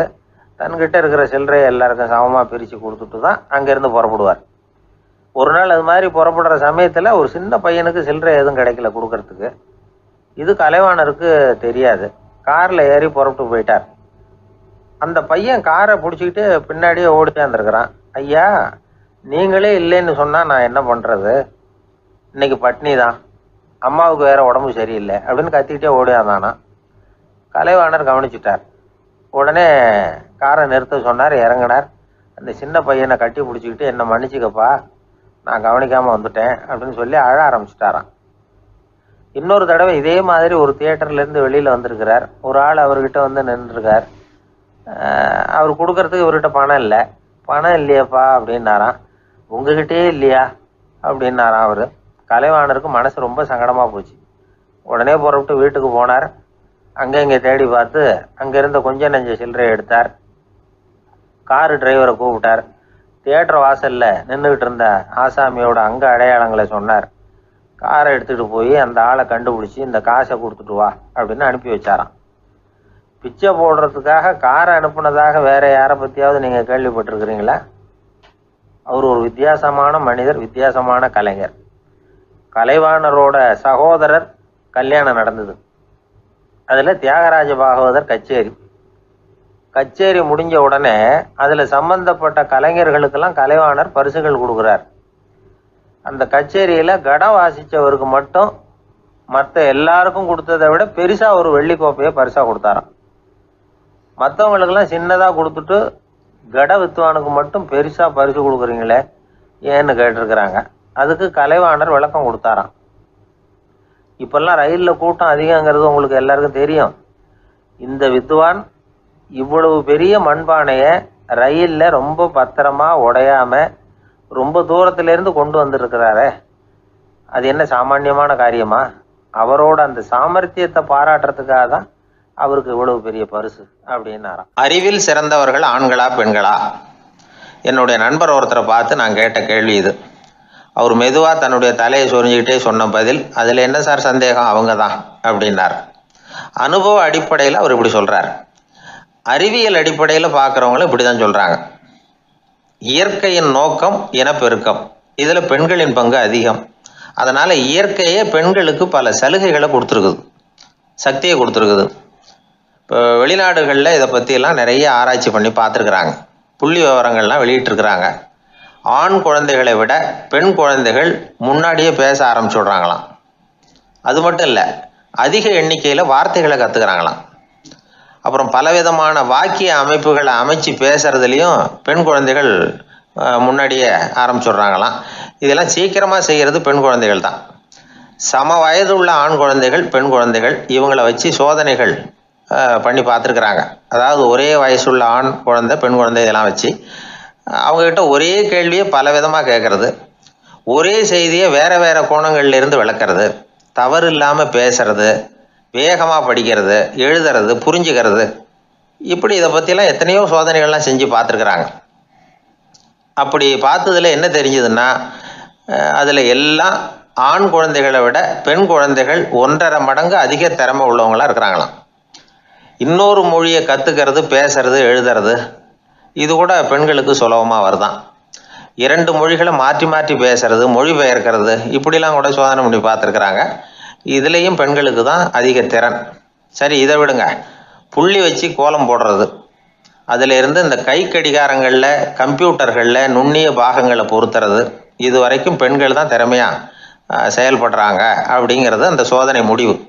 இந்த நுட்பம், துல்லியம், விரைவு, சிறு கை இயக்கங்களோடு செய்ய வேண்டிய மென்மையான பணிகள், இதுக்கெல்லாம் தேவை கவன குவியம், பொறுமை, இதெல்லாம் பெண்கள்கிட்ட தான் இருக்குதான். அமெரிக்காவில் இன்னொரு சோதனை கூட செஞ்சு பார்த்துருக்குறாங்க. பெண்களின் மூக்கு மோப்ப உணர்வு, இதெல்லாம் எப்படின்னு பார்த்துருக்குறாங்க. பெண்கள் அதிக எண்ணிக்கையில் வாசனைகளை பிரித்து கண்டுபிடிச்சி விடுறாங்களாம். ஆண்களால் அந்த அளவுக்கு முடியலையாம். சரி, காது எப்படின்னா செவிப்புலன் உணர்வும் பெண்களுக்கு தான் அதிகமாக. ஒரு கும்பல், அதில் பலவிதமான சத்தம், அதுக்கு இடையில் இந்த குரலோட தொனி, ஏற்ற இறக்கம், இதை வச்சு பேசுகிற ஆளை கண்டுபிடிச்சிடுறாங்களாம். ஒரு கூட்டத்தில் தன்னுடைய வீட்டுக்காரர் எங்கே இருக்கார், பிள்ளைகள் எங்கே இருக்காங்க அப்படிங்கிறதெல்லாம் பெண்கள் சீக்கிரமாக கண்டுபிடிச்சி விடுறாங்களாம். இன்னொரு விஷயம், ஒரு பொருளை பார்த்த உடனே அது என்னென்னு அடையாளம் கண்டுக்கிறது, அதை மனசில் பதிய வச்சுக்கிறது, அப்புறமா இன்னொரு சந்தர்ப்பத்தில் அது எங்கே இருந்தது அப்படின்னு சரியாக ஞாபகப்படுத்திக்கிறது, இது மாதிரி சோதனைகள்லாம் கூட பெண்கள் தான் முன்னணியில் இருக்கிறாங்க. ஒரு சராசரி சூழ்நிலையில் ஆண்களை விட அதிகமான எண்ணிக்கையில் புன்னகை புரிகிறது, சிரிக்கிறது பெண்கள் தானா. அதிகமாக தோழமை உணர்வோடு பேசுகிறதும் அவங்க தானா. 2 பெண்கள் பேசிகிட்டு இருக்கிறதையும் பாருங்கள், அதே மாதிரி 2 ஆண்கள் பேசிகிட்டு இருக்கிறதையும் பாருங்கள். ஆண்கள் ஒரு அடி தள்ளியே நின்று பேசிகிட்டு இருப்பாங்க. மருத்துவர்களை எடுத்துக்கொள்ளுங்கள், அதாவது சிரிச்ச முகத்தோட நோயாளிகள்கிட்ட பரிவோடு பேசுறதுல பெண் டாக்டர்கள் தான் அதிகம். இதுவரை சொல்லப்பட்டது எல்லாமே அறிவியல் பூர்வமான செய்திகள். அதனால் இளம் பெண்கள் வாழ்க்கையில் சோர்வடைய தேவையில்லை. இயற்கையே நமக்கு சாதகமாக இருக்குது, எல்லாம் முடியும் நம்மால் அப்படிங்கிறத அவங்க புரிஞ்சுக்கணும். ஒரு பையன் தன்னுடைய அப்பா அம்மா திருமண ஆல்பத்தை புரட்டிக்கிட்டே இருந்தான். அப்புறம் அம்மாகிட்ட கேட்டான், அம்மா இது யார் சின்ன வயசில் எடுத்ததா, இது என்னன்னு தெரியலையே, இந்த படத்தில் அழகாக மீசை வச்சுக்கிட்டு சிரிச்சுக்கிட்டு நிற்கிறது யார் அப்படின்னு கேட்டான். அதுதாண்டா அவங்க அப்பான்னாங்க அந்த அம்மா. அப்படின்னா இப்போ நம்ம வீட்டில் நரைச்ச தலையோடு அழுது வடிஞ்சிக்கிட்டு இருக்காரு ஒருத்தர், அவர் யாருன்னு கேட்டானா. இது பையனுடைய புத்திசாலித்தனம். பெண் பிள்ளைகள் அப்படி கேட்கறதில்ல. அதனால் இந்த கதையெல்லாம் எதுக்காக அப்படின்னா, இளம் பெண்கள் வாழ்க்கையில் சோர்வு அடைஞ்சு போயிடக்கூடாது. அதனால் பெண்கள் எல்லாம் முடியும் நம்மாலும் அப்படிங்கிறத நினச்சி செயல்பட்டாங்கன்னா வாழ்க்கையில் வெற்றி நிச்சயம். ஒருத்தங்க கூட நாம் சண்டை போடுறோம், அதில் நாமளே ஜெயிச்சு விட்றதா வச்சுக்குவோம். நம்ம மனசுக்கு சந்தோஷமாக தான் இருக்கும், இருந்தாலும் உள் மனசில் ஒரு பயமும் உண்டாகலாம். தோற்று போனவன் சும்மா இருப்பானா? அவன் மறுபடியும் எப்போ சந்தர்ப்பம் வரும்னு எதிர்பார்த்துக்கிட்டு தானே இருப்பான். அதனால வெற்றியின் ஒரு பக்கம் சந்தோஷமா இருந்தாலும் இன்னொரு பக்கம் பயமா தான் இருக்கும். ஒரு மன்னன் இருந்தான், நிறைய பேரோட அவன் சண்டை போட்டான், ஜெயிச்சான், பல நாடுகளை வென்றான். அதனாலேயே அவன் மனசுக்குள்ள ஒரு பயம் உண்டாயிட்டுது. பகை மன்னர்கள் எல்லாம் படையெடுத்துக்கிட்டு வந்துட்டா என்ன பண்றது அப்படிங்கிற பயம். எல்லாரும் இப்ப இருக்கிற இந்த மாளிகையை கைப்பற்றிக்கிட்டா என்ன பண்றது அப்படின்னு யோசனை பண்ணா நடுங்க ஆரம்பிச்சிட்டான். ஏன் ஒரு மாதிரியா இருக்கிறீங்க அப்படின்னு கேட்டார் அமைச்சர். இவன் விவரத்தை சொன்னான். 2 பேருமா சேர்ந்து ஒரு திட்டம் போட்டாங்க. அதன் பிரகாரம் ஒரு பெரிய மாளிகை ஒண்ண புதுசா கட்டினாங்க. அதுக்கு ஜன்னல்லாம் எதுவும் கிடையாது. உள்ள போறதுக்கு வெளியில வர்றதுக்கு ஒரே ஒரு கதவு மட்டும்தான் உண்டு. அதை தவிர அந்த மாளிகைக்கு வேற எந்த வழியும் கிடையாது. ஒரு சின்ன துவாரம் தெரிஞ்சா கூட அதையும் சுத்தமா அடைச்சுட்டாங்க. ஒரே ஒரு கதவு வச்சானே, அந்த வழியை பாதுகாக்கிறதுக்கும் ஏராளமான வீரர்களை காவலுக்கு நிறுத்தி வச்சிருக்கிறாங்க. இவ்வளவும் பண்ணி முடிச்சதுக்கு அப்புறம் தான் அந்த மன்னனுக்கு மனசு திருப்தியா இருந்துதான். ஒரு நாள் அந்த ராஜாவும் அமைச்சரும் அந்த ஒரு கதவு வழியா வெளியில வந்திருக்கிறாங்க மெதுவா. என்ன அமைச்சரே, எப்படி நம்ம ஏற்பாடு அப்படின்னு அட்டகாசமா சிரிச்சுக்கிட்டே கேட்டானா ராஜா. அபாரம்னார் அமைச்சர். அவர் வேற என்ன சொல்லுவார். இவங்க 2 பேரும் இப்படி பேசிக்கிட்டதை அங்க வீதி ஓரமா உட்கார்ந்து இருந்த ஒரு பெரியவர் கேட்டுட்டு அவரு சிரிச்சாராம்.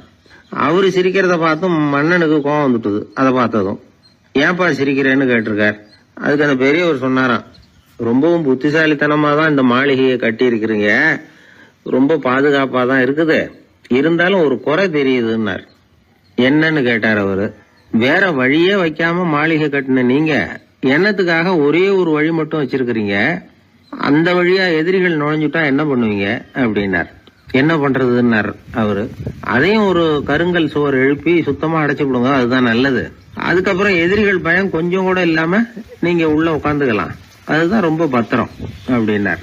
மன்னன் யோசனை பண்ணி பார்த்தான். பளிச்சுன்னு ஒரு யோசனை தோணுச்சு. அது சரி, நீங்க சொல்றது மாதிரி அந்த ஒரு வழியையும் அடைச்சுட்டா இந்த மாளிகைங்கிறது ஒரு கல்லறை மாதிரி ஆயிடுமே அப்படின்னாராம். இப்ப மட்டும் இது எப்படி இருக்குதுன்னு நினைக்கிறீங்க, கல்லறை மாதிரி தானே இருக்குது அப்படின்னார் பெரியவர். எதிரி உங்களை சாகடிக்கலைன்னாலும் நீங்களா ஒரு நாள் சாகத்தானே போறீங்க அப்படின்னார். அதுக்கப்புறம் கொஞ்சம் விளக்கமும் கொடுத்தார். உங்க மாளிகையில எவ்வளவு ஜன்னல்களும் கதவுகளும் இருக்குதோ அந்த அளவுக்கு வெளி உலகத்தோட உங்களுக்கு தொடர்பு இருக்கு. அந்த அளவுக்கு உங்க வாழ்க்கையில ஒரு இயக்கம் இருக்குது. கதவுகளை மூட மூட வாழ்க்கையும் அடப்பட்டு போடும். நான் கூட ஒரு காலத்துல மாளிகையில தான் இருந்தேன். அதோட சுவர்கள் இருந்ததுல அதை எவ்வளவுதான் தள்ளி தள்ளி போட்டாலும் என்னுடைய வாழ்க்கைக்கு அதெல்லாம் ஒரு எல்லை கோடுகள் மாதிரி தெரிஞ்சுது. அதை உணர்ந்தேன். வாழ்வுக்கு எல்லையே இருக்கக்கூடாதுன்னு நினைச்சேன். அதனாலதான் இப்படி இங்க உட்காந்துட்டேன். இப்ப என்னுடைய வாழ்வுக்கு வானம் தான் கூரை, இந்த நிலம்தான் என்னுடைய மாளிகை. இப்பதான் வாழ்க்கையை முழுமையா என்னால உணர முடியுது, அனுபவிக்க முடியுது அப்படின்னாரு அந்த பெரியவர். அந்த அரசர் ஒரு பெரிய தத்துவத்தை புரிஞ்சுக்கிட்டாராம். தன்னோட மாளிகைக்கு நிறைய ஜன்னல்களையும் கதவுகளையும் வைக்க சொல்லி உத்தரவு போட்டாராம். இப்படி ஒரு கதை உண்டு. ஒரு சுடுகாட்டுல ஒரு கல்லறைக்கு மேல கால் போட்டுக்கிட்டு உட்காந்துக்கிட்டு இருந்தான் ஒருத்தன். அந்த வழியா போன ஒருத்தர் அவனை பார்த்து கேட்டாராம், ஏப்பா இப்படி பேய் பேசாசு நடமாடுற இந்த மயானத்துக்கு கல்லறைக்கு மேல உட்கார்ந்துருக்கிறியே அப்படின்னு கேட்டாராம்.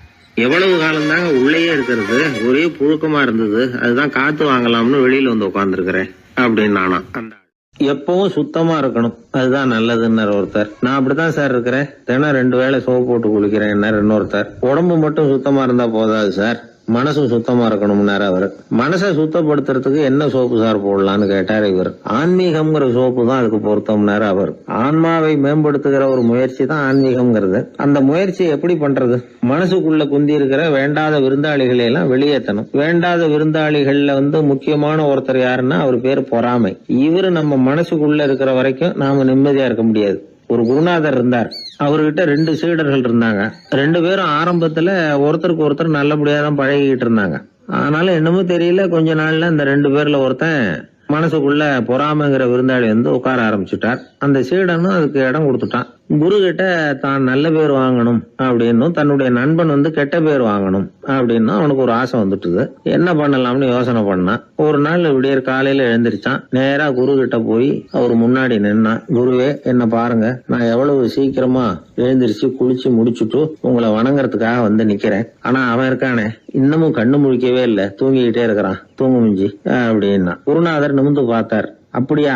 அப்படின்னா நீயும் கூட அவன மாதிரியே தூங்கி இருந்தா நல்லா இருந்திருக்குமேன்னார் ரொம்ப பொறுமையா. என்னது, நாம எவ்வளவு தீவிரமா ஒரு விஷயத்த சொல்றோம், அதுக்கு நம்ம குருநாதர் ரொம்ப பொறுமையா இப்படி சொல்றாரு அப்படின்னு நினைச்சான். ஆச்சரியமா அவரை பார்த்தான். குருநாதர் சொன்னார், ஆமாப்பா, நீயும் தூங்கிக்கிட்டு இருந்திருந்தா அடுத்தவனை பத்தி குறை சொல்றதுக்கு இங்க வந்திருக்க வேண்டிய அவசியம் இருந்திருக்காது, அதனால அப்படி சொன்னேன் அப்படின்னாராம். சீடன் யோசிக்க ஆரம்பிச்சான். அர்த்தம் புரிஞ்சது.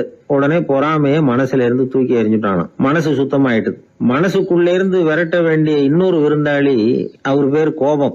சினம் தன்னையே கொன்னுடும் அப்படிங்கிறார் வள்ளுவர். கோபத்துக்கு மனசுல இடம் கொடுக்காத சில பெரியவர்களும் உண்டு. ஒருத்தர் இருந்தார். அவர் ஒரு சமயம் கோதாவரி நதியில போய் குளிச்சுட்டு திரும்பி வந்துட்டு இருக்கிறார். ஒரு பெரியவர் வர்ற வழியில ஒரு மரத்து மேல உட்கார்ந்திருந்த ஒருத்தன் அவர் மேல துப்பி போடுறான். இவர் உடனே திரும்பி போய் மறுபடியும் குளிச்சுட்டு வர்றார். அப்பவும் துப்புறான். அவர் கோவப்படல, பேசாம மறுபடியும் திரும்பி போய் குளிச்சுட்டு வர்றாரு. இப்படி பல தடவை நடந்துகிட்டே இருக்குது. ஒரு கட்டத்துல இந்த ஆளு தோத்து போய் அவர் காலிலேயே விழுறான். ஆச்சரியப்பட்டு கேக்குறான், அது எப்படிங்க நீங்க கோவப்படாம இருக்கிறீங்களே, அது எப்படி அப்படின்னா, அதுக்கு அந்த பெரியவர் சொன்னாராம், நான் கோவப்பட்டிருந்தா என் மனசு அசுத்தமா இருக்கும். உடம்பு அசுத்தமான குளிச்சு சுத்தப்படுத்திக்கலாம், மனசை அப்படி சுத்தப்படுத்த முடியாது, அது கொஞ்சம் கஷ்டம் அப்படின்னாராம். ஆக கூடி மனசு அசுத்தமாகாம பாத்துக்க வேண்டியது நம்ம கடமை. மனசை அசுத்தப்படுத்துற இன்னொரு விஷயம் சுயநலம். ஒரு சுயநலவாதி ஆத்துல விழுந்துட்டார், சுழல்ல சிக்கிக்கிட்டார். இன்னொரு சுயநலவாதி கரையில இருந்து இதை பார்த்தார்.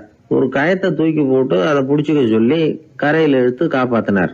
அவரு கரையில ஏறின உடனே இவரை பார்த்து, என்ன காப்பாத்தினதுக்காக உங்களுக்கு 50 காசு கொடுக்கலாம்னு பாக்குறேன், ஆனா என்கிட்ட 1 ரூபாயா இருக்கு, சில்லறையா இல்ல அப்படின்னாராம். உடனே காப்பாத்தினவர் இவரை பார்த்து, அப்படின்னா நீங்க இன்னொரு தடவை தண்ணியில விழுந்துருங்க, நான் காப்பாத்துறேன், 1 ரூபாயா கொடுத்துடலாம் அப்படின்னாராம். இப்படிப்பட்டவங்க எல்லாம் எத்தனை தடவை தண்ணியில விழுந்தாலும் மனசு சுத்தமாக போறதில்லை.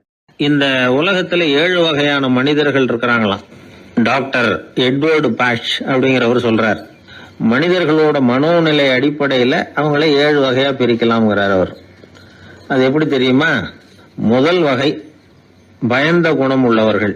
சார் ரொம்ப பயந்த சுபாவம், வீட்டுல கூட வாயை திறக்க மாட்டார், சாப்பிட போறப்ப மட்டும்தான் கொஞ்சம் வாயை திறப்பார் அப்படிங்கிறோம்ல, அவங்க எல்லாம் இந்த ரகம். 2வது வகை எப்படின்னா சஞ்சலப்படுகிறவர்கள், எதுக்கு எடுத்தாலும் கலக்கம் குழப்பம், இப்படியே காலம் தள்ளுறவங்க பல பேரை பார்த்திருப்பீங்க, அவங்க எல்லாம் இந்த ரகம். 3வது வகை எப்படின்னா யதார்த்த உலகை மறந்து கற்பனை உலகத்திலேயே மிதக்கிறவங்க. இளைஞர்கள், கவிஞர்கள், இப்படி பல பேர் இருக்கிறாங்க. எப்ப பார்த்தாலும் கற்பனை உலகத்திலேயே மிதந்துகிட்டு இருப்பாங்க. கிட்டத்துல போய் என்னங்க ஒரு மாதிரியா இருக்கிறீங்களே அப்படின்னு கேட்டு பாருங்க, ஒரு அற்ப புழுவை பாக்குறது மாதிரி உங்களை பார்ப்பாங்க. அதுவும் இந்த வானத்து நிலா என்னை வாவென்று அழைக்கிறது, எனக்கு விரைவில் ஒரு நாள் சிறகுகள் முளைக்கும், சிறகடித்து பறந்து செல்லுவேன், என் செல்ல நிலாவை கொஞ்சி விட்டு திரும்பி வருவேன், அப்படி இப்படின்னு பேச ஆரம்பிச்சிருவாங்க. கொஞ்சிறது அப்புறம் இருக்கட்டும்ப்பா, இப்ப கஞ்சிக்கு வழிய பாருடா அப்படின்னா அதை காதல வாங்க மாட்டான். 4வது வகை மனிதர்கள் எப்படின்னா தனிமை உணர்வு மிக்கவர்கள். இவங்கெல்லாம் மற்றவங்களோட சகஜமா நெருங்கி பழகிறது இல்ல, தான் உண்டு தன்னுடைய வேலை உண்டுன்னு போறவங்க. அடுத்த வீட்டுல இருக்கிறது யாருன்னு கேட்டா கூட அடுத்த வீடுன்னு ஒண்ணு இருக்கா அப்படின்னு கேட்பாங்க. அவங்க கிட்ட மேற்கொண்டு என்னத்தை பேசுறது. 5வது வகை மனிதர்கள் எப்படின்னா மற்றவர்கள் செல்வாக்குக்கு உட்பட மறுப்பவர்கள். அடுத்தவங்க செல்வாக்குக்கு இவங்க ஆட்படுறது இல்ல. நான் யார் தெரியுமா அப்படின்னு கேட்டா அதை தெரிஞ்சுக்கிட்டு எனக்கு என்ன ஆக போகுது அப்படிம்பாங்க. 6வது வகை எப்படின்னா எப்பவும் எதுலயும் பற்று இல்லாம இருக்கிறவங்க. இது ஒரு துறவு மனப்பான்மை. இயல்பாவே சில பேர் இப்படி இருக்கிறது உண்டு, அவங்களுக்கு எதுலயுமே ஒரு ஈடுபாடு இருக்காது. 7வது வகை மனிதர்கள் மற்றவங்க கவலையை தன்னுடையதான் ஆக்கிக்கிட்டு கவலைப்படுறவங்க. இவங்க மகாத்மாக்கள், தான் வேற அடுத்தவங்க வேறன்னு நினைக்கிறது இல்லை. இவங்க அப்படிப்பட்ட எண்ணம் இவங்களுக்கு வர்றதில்லை. அதனால அடுத்தவங்களுக்கு ஒரு கஷ்டம் வந்தா அதை தன்னுடைய கஷ்டமாக எடுத்துக்கிட்டு கவலைப்படுறவங்க இவங்க. ஆக கூடி இப்படி 7 வகையான மனிதர்களை அடையாளம் காட்டுறார் அந்த நிபுணர். நாம இதுல எந்த அகத்துல வர்றோங்கிறத நாம தான் அடையாளம் கண்டுபிடிச்சுக்கணும். எனக்கு தெரிஞ்ச ஒரு மனிதர் உண்டு. அவர் ஒரு வித்தியாசமான டைப்பு. எதையும் பிராக்டிக்கலா யோசிக்கிறவர். எப்பவும் அடுத்தவங்களுக்கு ஒன்றும் பண்ண மாட்டாரு, ஆனா நினைக்கிறது என்னன்னா அடுத்தவங்களும் நல்லா இருக்கணும், நாமளும் சந்தோஷமா இருக்கணும் அப்படின்னு ஆசைப்படுறவர். அவருக்கு ஒரு சமயம் திடீர்னு உடம்பு சுகம் இல்லாம போட்டுது. டாக்டர் கிட்டத்துல போனார், பணம் கொடுத்தார், வைத்தியம் பார்த்தார். அவரு எழுதி கொடுத்த மருந்து சீட்டை வாங்கிட்டார். மருந்து கடைக்கு போனாரு, பணம் கொடுத்தாரு, மருந்து வாங்கினார். அதை எடுத்துட்டு வீட்டுக்கு வந்தார். அதுக்கப்புறம் அந்த மருந்தை சாப்பிடணும்ல, சாப்பிடல, அப்படியே சும்மா வச்சுட்டார். அவரை பார்த்து கேட்டோம், ஏன் சார் இப்படி பண்றீங்க, வீண் செலவு தானே இது, நீங்க எதுக்காக டாக்டர் கிட்ட போய் பணம் செலவு பண்ணீங்க அப்படின்னு கேட்டாங்க. அதுக்கு சொல்றாரு, டாக்டர் வாழணும் இல்லையா அதுக்காக.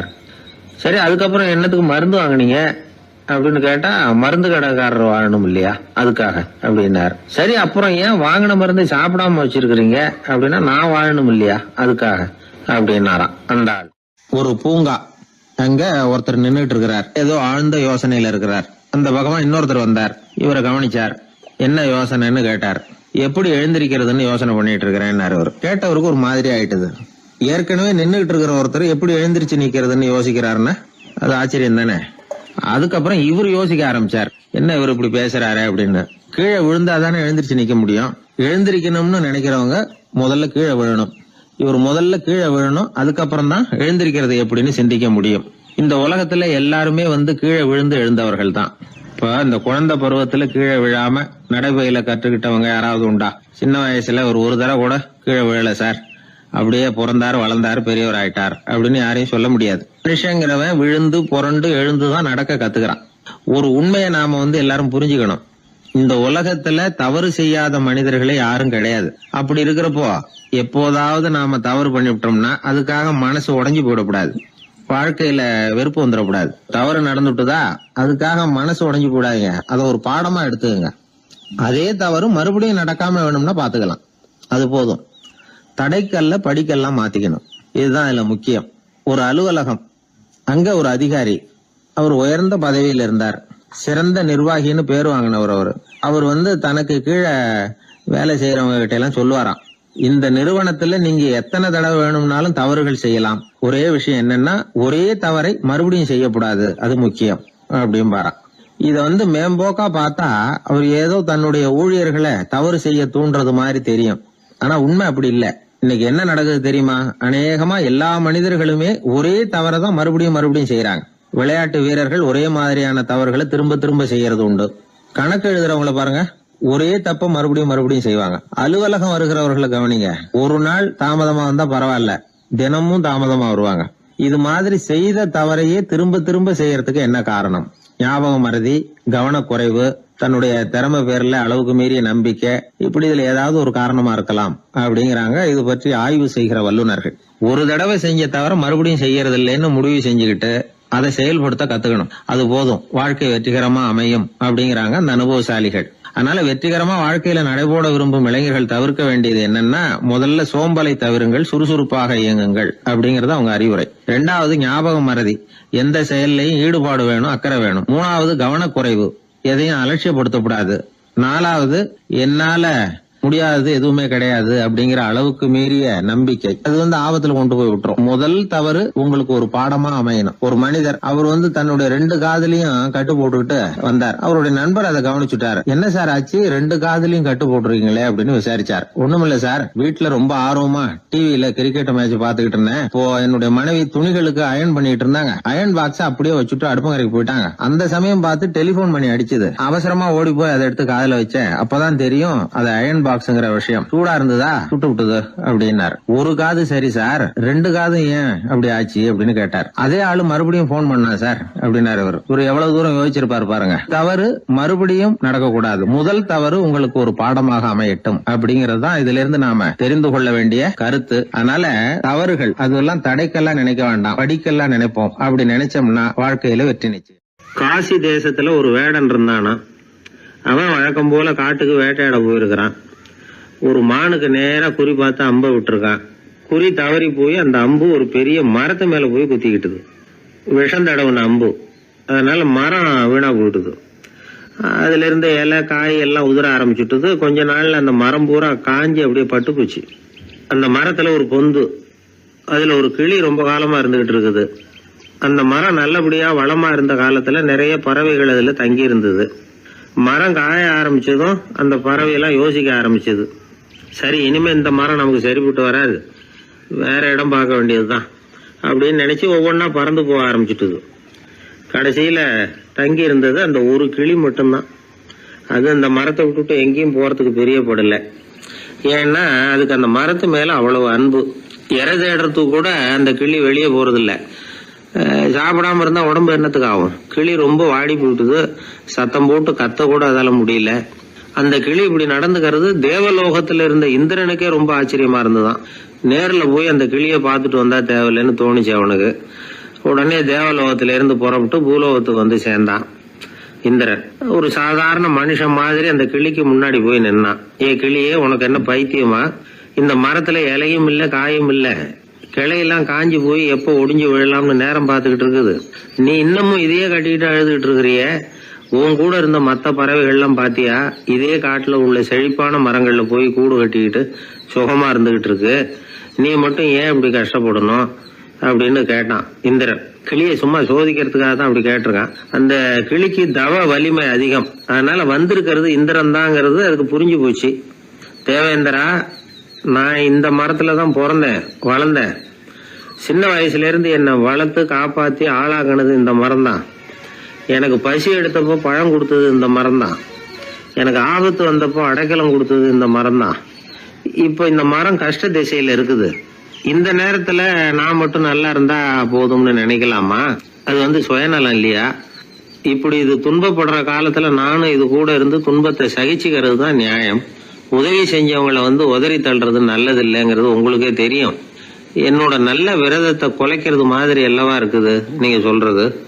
தேவர்களுக்கு ஏற்படுற சந்தேகங்களையே தீர்த்து வைக்கக்கூடிய நிலைமையில இருக்கிற நீங்க எனக்கு இப்படி உபதேசம் பண்ணலாமா அப்படின்னு கேட்டுதான் கிளி. இந்திரனுக்கு ரொம்ப மகிழ்ச்சி. இத கேட்டதும் கிளியே, நண்பர்கள்னா உன்ன மாதிரி இருக்கணும். பொதுவா ஒருத்தர் நல்லா இருக்கிறப்போ அவரை சுத்தி நிறைய பேர் இருப்பாங்க. அவர் கொஞ்சம் வீணா போயிட்டா அத்தனை பேரும் ஓடி போடுவாங்க. நீ அது மாதிரி இல்ல. சுகத்தையும் துக்கத்தையும் சமமா எடுத்துக்கிட்ட. உன்னை பாராட்டுறேன். உனக்கு விருப்பமான வரம் ஏதாவது கேளு தரேன் அப்படின்னாராம் இந்திரன். கிளி என்ன வரம் கேட்டது தெரியுமா? இந்த மரம் மறுபடியும் முன்னாடி இருந்தது மாதிரியே இலை பூ கனிகளோட செழிப்பா இருக்கணும் அப்படின்னு கேட்டுக்கிட்டு தான். அப்படியே தந்தேன்னாரு இந்திரன். அடுத்த வினாடியே மரம் முன்னாடி இருந்ததை விட செழிப்பா பூத்து குலுங்க ஆரம்பிச்சுட்டுது. அந்த கிளியும் ரொம்ப நாள் சந்தோஷமா வாழ்ந்துட்டு அதுக்கப்புறம் இந்திரலோகம் போய் சேர்ந்துதான். மகாபாரதத்துல பீஷ்மர் தர்மருக்கு இந்த கதையை சொல்றார். மற்றவர்கள் துன்பப்படுறப்போ இந்த கிளி மாதிரி எவன் பரிவு கொள்றானோ அவன் மேன்மை அடையிறது நிச்சயம் அப்படின்னு அவர் சொல்றார். சரி, அந்த கதையை இந்த சமயத்துல எதுக்கு சொல்லணும் அப்படின்னா, வயசான காலத்துல அம்மா அப்பாவை கவனிக்காத பிள்ளைங்க காதல இது விழட்டுமேங்கிறதுக்காக தான். மத்தவங்க துன்பப்படுறப்போ பரிவு காட்டினாலே அந்த அளவுக்கு மேன்மை கிடைக்கும்னா, பெத்தவங்க துன்பப்படுறப்போ பரிவு காட்டினா எந்த அளவுக்கு மேன்மைங்கிறத நினைச்சு பார்க்கணும். ஒரு வயசான அப்பா தன்னோட பிள்ளைய பத்தி ரொம்ப மெச்சுக்கிட்டார். என் பிள்ளை எப்பவும் புத்திசாலித்தனமா குடும்பம் நடத்துறான். அவன் சம்சாரம் கோவிச்சுக்கிட்டு பிறந்த வீட்டுக்கு போற அளவுக்கு அவன் நடந்துகிட்டதே இல்லை அப்படின்னார். அப்படிங்களான்னு கேட்டோம் ஆச்சரியமா.